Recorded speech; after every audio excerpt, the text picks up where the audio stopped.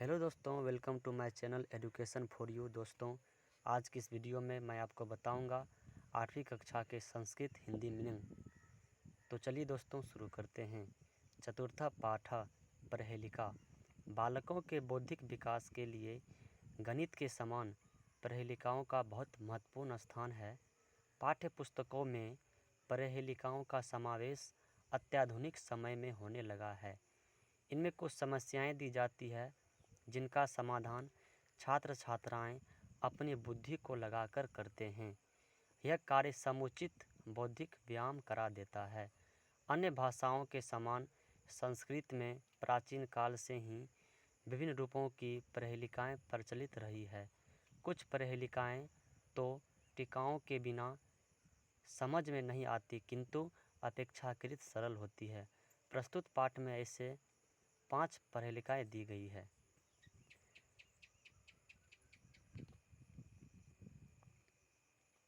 राम आदो मकारो उन्ते वाल्मीकिस गायकः सर्वश्रेष्ठः यस्य राज्यम वद्य कोशो जनप्रिय।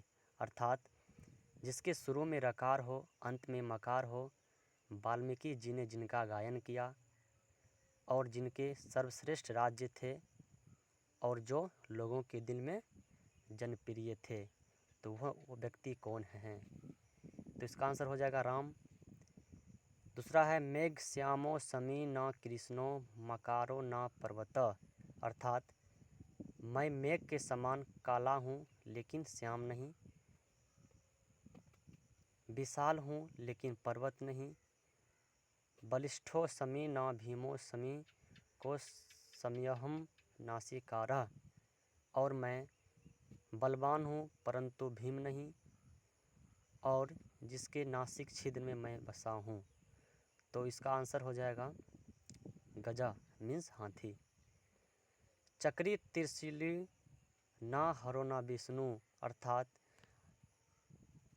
मेरे पास चक्र है परंतु विष्णु नहीं, मेरे पास त्रिशूल है लेकिन शिव नहीं। महान बलिष्ठो न च भीमसेन। मैं महान बलवान हूँ परंतु भीम नहीं।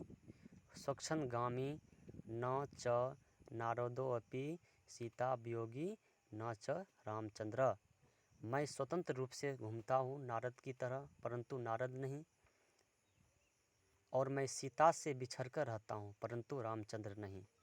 तो इसका आंसर हो जाएगा सांड।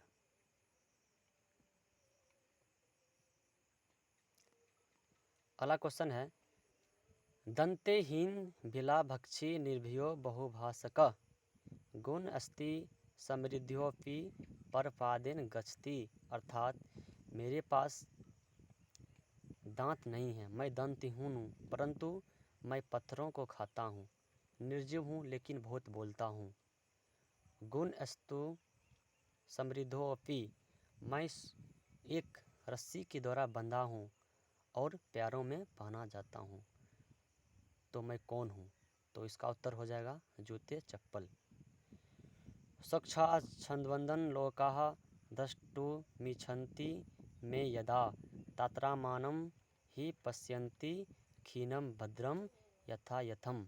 अर्थात मुझ में जो कोई व्यक्ति दिखता हो वह स्वच्छ सुंदर दिखता है, चाहे वो दुख में हो चाहे वो सुख में हो, मेरे में स्पष्ट दिखता है। पश्यन्ति क्षीणं भद्र यथा यथम, बताओ मैं कौन हूँ? तो इसका आंसर हो जाएगा दर्पण। तो दोस्तों, वीडियो अच्छा लगे तो इन्हें सब्सक्राइब करें, इन्हें लाइक करें। अगर आपको किसी भी टॉपिक पर वीडियो चाहिए तो हमें कमेंट करें। धन्यवाद।